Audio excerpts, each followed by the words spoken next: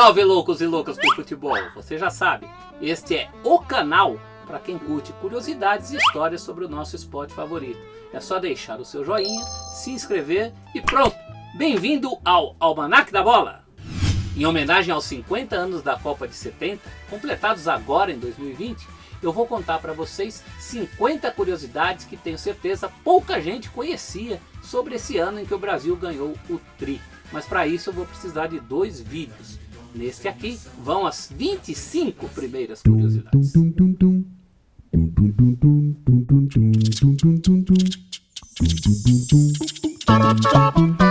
Para sediar aquela Copa, o México concorreu com a Argentina. Ganhou por 56 votos a 32. E o delegado brasileiro, Luiz Murgel, votou nos hermanos. O Brasil foi o único país até hoje que ficou fora do sorteio sem ser cabeça de chave. Foi remanejado antecipadamente para ficar no grupo 3 e jogar em Guadalajara. Assim, obteria maiores rendas em seus jogos. Cada grupo daquela Copa era para ter um país da Europa Ocidental, um país da Europa Oriental, um país americano e um país considerado tecnicamente mais fraco.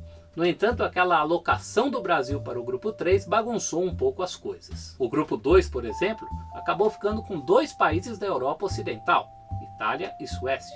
E o grupo 3 com 2 países da Europa Oriental, Tchecoslováquia e Romênia. Além de contar com 2 campeões do mundo, Inglaterra e Brasil. Além do garoto Juanito, aquela Copa teve uma outra mascote, bem menos conhecida, porque acabou sendo utilizada mais no México do que em outros países. Pico, uma águia estilizada.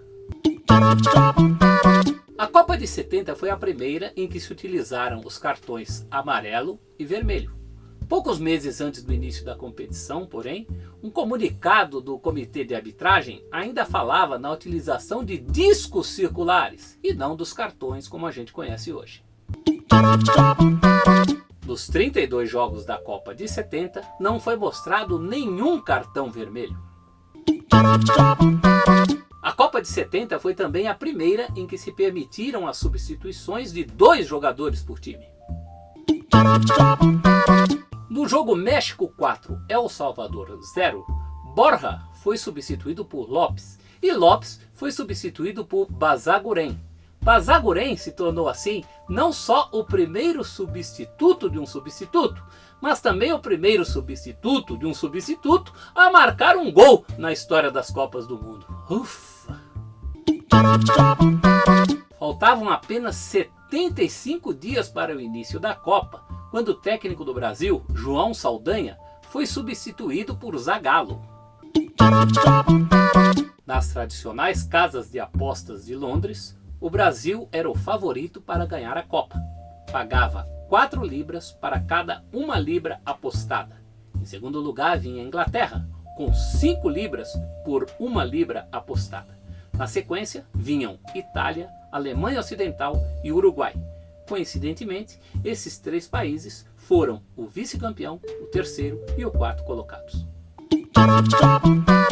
O jogador mais jovem de toda aquela Copa era um brasileiro. Marco Antônio, reserva de Everaldo na lateral esquerda. Ele jogava no Fluminense e tinha 19 anos e 4 meses de vida.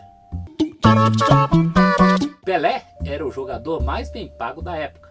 Ganhava 50 mil cruzeiros de 1970, equivalentes a 11 mil dólares da época ou a 62 mil dólares atuais. Como nas conquistas de 58 na Suécia e 62 no Chile, o então presidente da CBD, atual CBF, João Avelange, não assistiu aos jogos no país da Copa. Preferiu ficar em seu apartamento no Rio de Janeiro. Deu sorte, como nas campanhas do título e do bicampeonato, porque o Brasil foi tricampeão. Para amenizar os efeitos da altitude, a seleção brasileira foi a primeira a chegar ao México no dia 2 de maio de 1970, mais de um mês antes da estreia contra a Tchecoslováquia, marcada para 3 de junho. Algo absolutamente impensável nos dias de hoje, com esse apertado calendário do futebol mundial. O zagueiro italiano Nicolai foi a primeira vítima da tão temida altitude. Na vitória da Itália sobre a Suécia por 1-0, ele chegou a desmaiar 2 vezes antes de ser substituído, ainda aos 37 minutos do primeiro tempo, e não mais voltou a atuar naquela Copa.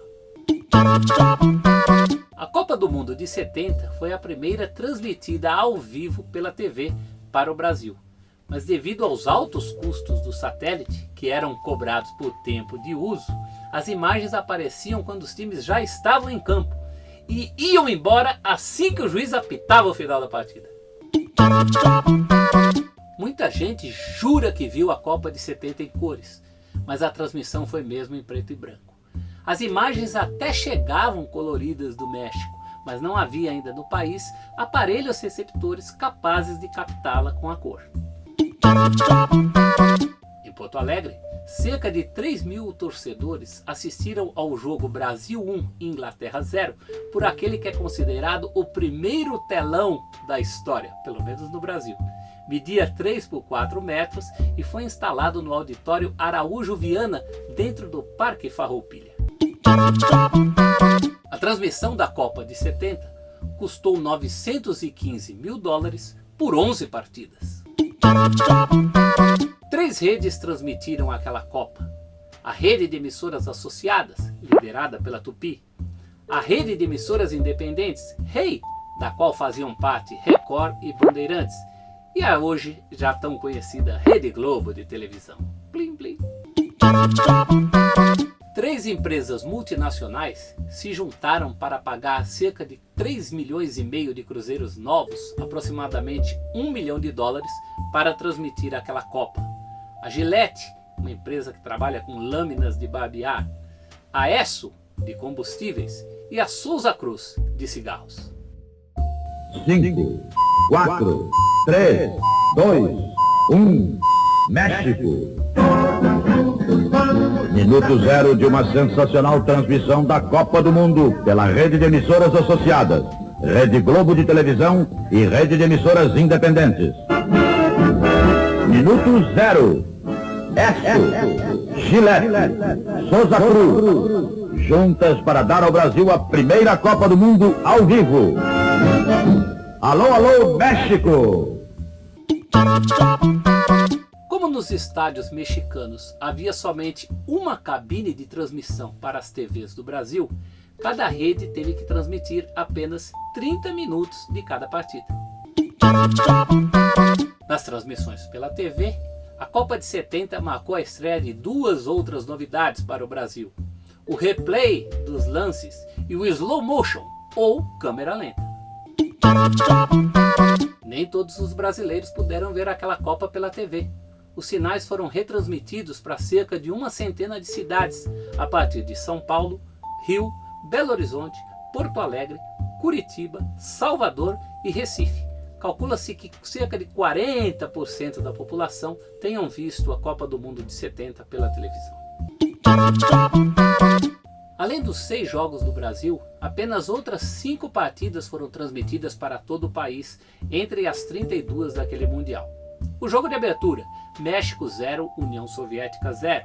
A decisão do terceiro lugar, Alemanha 1, Uruguai 0. Itália 0, Uruguai 0. Peru 3, Bulgária 2 e Inglaterra 1, Romênia 0. Ufa! E essas são só as minhas primeiras 25 curiosidades sobre a Copa de 70. Quer saber quais são as outras 25? Eu te conto no próximo vídeo. Espero que você tenha curtido esse vídeo. Se curtiu, dá um like aí, se inscreva e você vai passar a ser avisado dos próximos vídeos do Almanac da Bola. Sempre comigo, Celso Zelt. Thank you.